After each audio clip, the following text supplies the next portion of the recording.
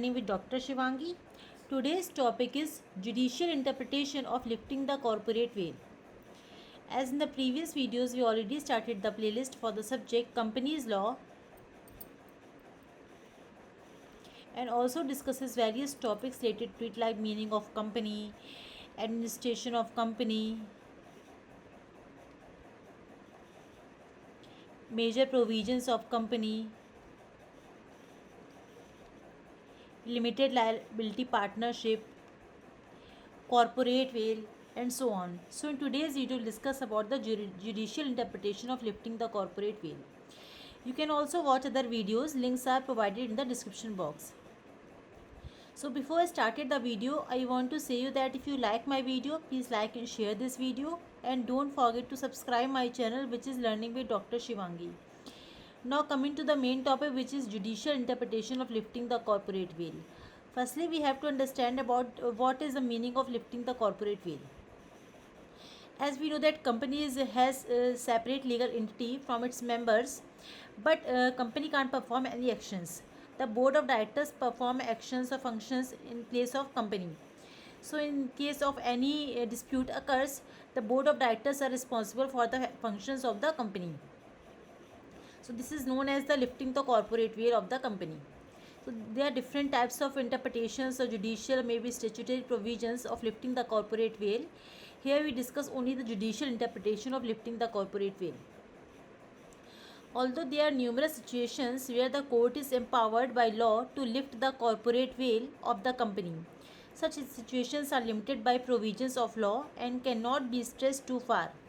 Some judicial interpretations of law are as under, which are: first one is protection of revenue, second is prevention of fraud and improper conduct, third is determination of enemy character of a company, fourth is economic offenses, fifth is determination of technical competency, sixth is fake company, seventh is subsidiary company, eighth is prevent evasion of welfare legislation, next is company can't act as agent of shareholders, next is benefit of revenue, and the last is used for some illegal or improper purpose. So these are the different provisions of judicial interpretation of lifting the corporate veil. Now we are discuss here each of the point one by one in detail. So first one is the protection of revenue. If a company or companies are formed only for the purpose of evading the payment of tax, be it income tax, wealth tax, death tax, etc., the law empowers the court to pierce the veil of corporate entity. If it is revealed that the company was formed for the purpose of evading the payment of taxes, the court can pierce the corporate veil and make the members liable for the responsibilities of the company. So, is there any case for saving the taxes by any person to prepare the company, to make the company? In this case, the court has power to lifting the corporate veil of the company. In this connection, the case of Sir Dinshaw Manakji Petit is an important illustration. Sir Dinshaw was a very rich man, a huge income from dividends and interest. He floated 4 private companies and transferred his investments in part of each of the 4 companies in exchange of their shares. As a result, the income from dividends and interest went to the companies, and the companies in turn handed back the amount of him as loans. So he in this case, Dinshaw invested his income or different dividends and interest into 4 different companies, which is known as loans or debts for the companies. This way, Dinshaw divided his income in 4 parts to reduce his tax liabilities. It was held at the court that the companies were formed purely and simply as means of avoiding tax or saving tax. In other words, the court held that companies and Sir Dinshaw were one and the same entity. So it is the example for saving the tax. There is a company formed only for that. So this is in this case there is a person and the company has a single identity because of fraud. The second condition for lifting the corporate veil is prevention of fraud and improper conduct. If a company conducts its affairs in fraudulent and improper manner, the court is empowered to ignore the separate entity of company and may treat the company and its members as one entity. If there any frauds in the company occurred, in this case the company and the members known as one identity, and there is no separate legal entity of the company in this case. In the case of Jones and Lipman, Lipman has contracted to sell his land to Jones, but later changed his mind. To evade the contract, he formed a company and sold his land to it. The court held the seller of land and the company were one and the same entity, and made him sell his land to Jones, with whom he had made the commitment in the first place. So there is a fraud in this case. In this case, the person and the company becomes a single identity, and there is no separate legal entity of the company in this case because of fraud occurred in the case. The third condition of lifting the corporate veil is determination of enemy character of a company. The court lifts the corporate veil to determine the enemy character of a company and examine the real promoters of the company. If the company's management constitutes hostile aliens or Indian nationals operating under the direction of hostile aliens, the court can lift the corporate veil and have a look at the company's real face. So for examination of real promoters of the company, there is a single identity of the company and the owners itself. For example, in the case of Dalmar Company Limited versus Continental Type and Rubber Company Limited, a company was incorporated in England and its shareholders and directors were German nationals. When the First World War was declared between Germany and England, the persons in de facto control of the company, that is, its shareholders and directors, become hostile aliens or foreign enemies, and the company was declared to be the company of hostile aliens. So when there is a case of hostile aliens or enemy company, there is a condition for lifting the corporate veil, as in this case. The company filed a suit to recover trade debt. The court dismissed the suit and held that since the company was controlled by hostile aliens, it was against the national interest that the company operated in the country. So this is also the conditions for lifting of the corporate veil, as the company is run by hostile aliens or the enemy person, which is against the interest of the country itself. So the next condition for lifting the corporate veil is economic offences. Here is the case of Shantanuri and Union of India. In this case, the corporate veil was lifted by the court to find out which director was liable for not paying duty as required under law. So, for find out the director which is not performing his duty, there is also court has the order, court has the right to lifting the corporate veil of the company. The next condition for lifting the corporate veil is determination of technical competency. There is a case of New Horizon Limited versus Union of India. In this case, the Telecommunication Department of Hyderabad invited tenders for printing and binding of telephone directories covering more than 50,000 lines. New Horizon Limited, along with respondent number 4, applied for the tender. The tender was given to respondent number 4, and New Horizon Limited files a case first in the High Court, then the tender should be given to it. But the High Court rejected the request. So, there is a technical competency for printing and binding of telephone directories, which is more than 50,000 lines. New Horizon Limited then filed the case in the Supreme Court, and Supreme Court lifted the corporate veil of New Horizon Limited and found that New Horizon Limited was more technically competent because it has both Indian and foreign collaborations with regard to machines, equipment and expertise. So the tender was given to New Horizon Limited. So this is also the condition for lifting the corporate veil in the case of technical competency. Now coming to the next condition, which is fake company, where subsidiary company is formed by the holding company to act as an agent.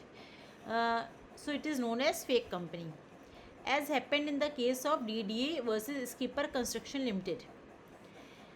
In this case, the directors and members of his family formed several fake companies just to commit fraud and earn money through wrong methods.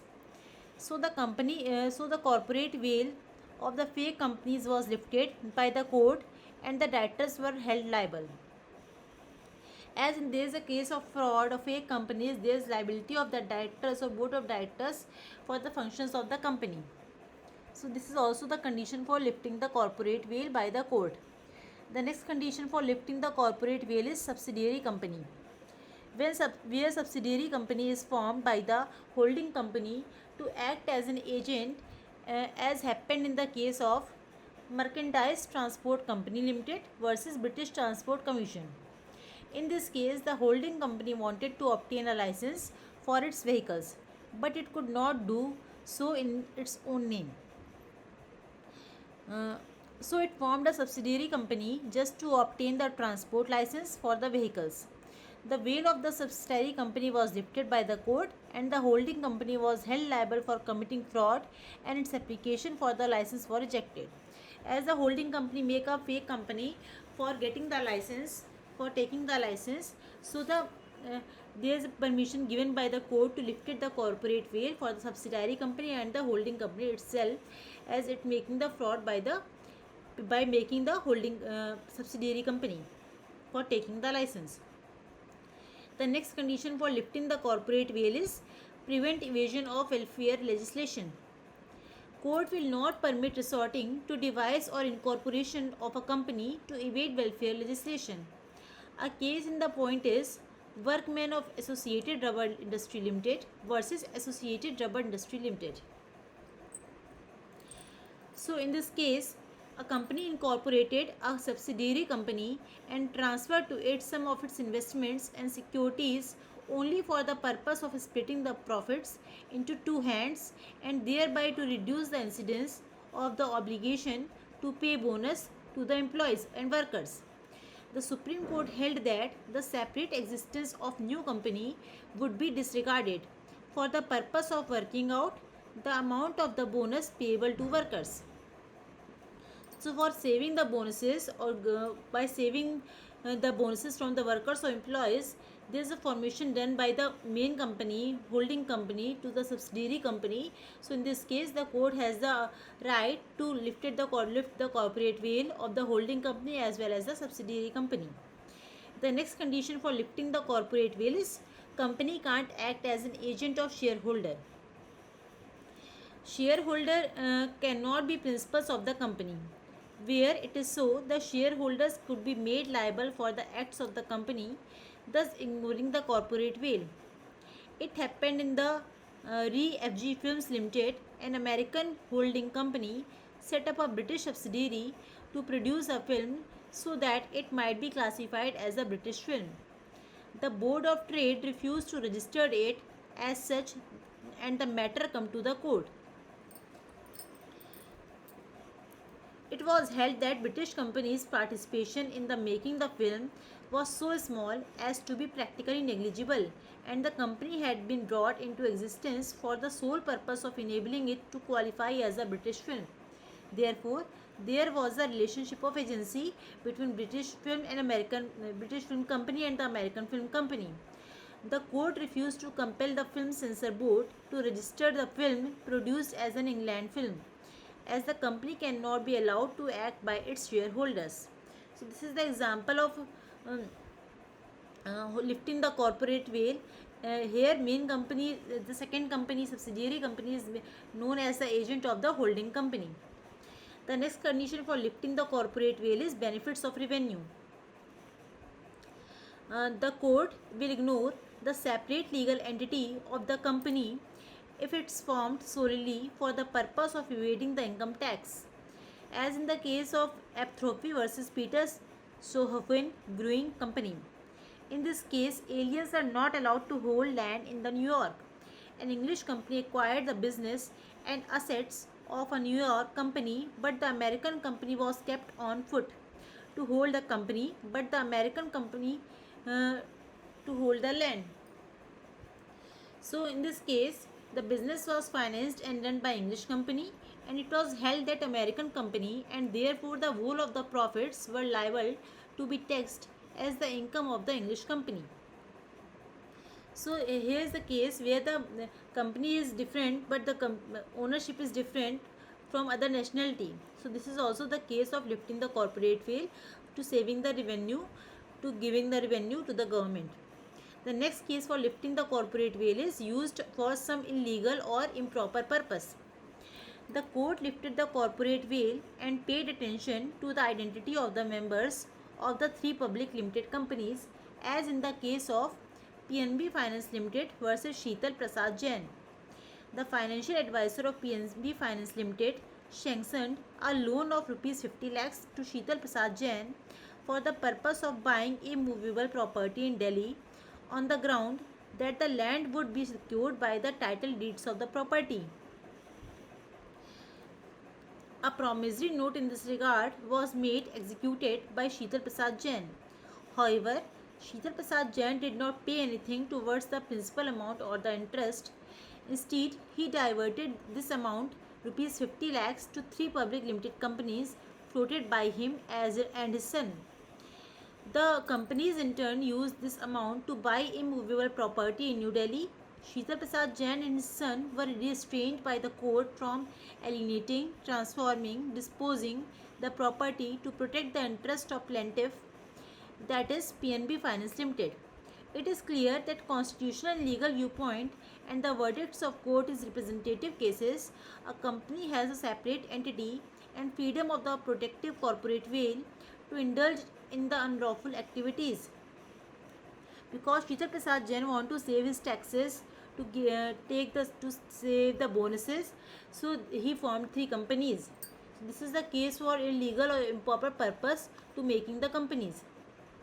If the directors of a company mismanage the company or indulge in unlawful activities in this case of the company, the court will pierce the corporate veil and hold them liable for their actions. So these are the different conditions for lifting the corporate veil under judicial interpretation. I again summarizes all the points so that you can easily understand about the topic.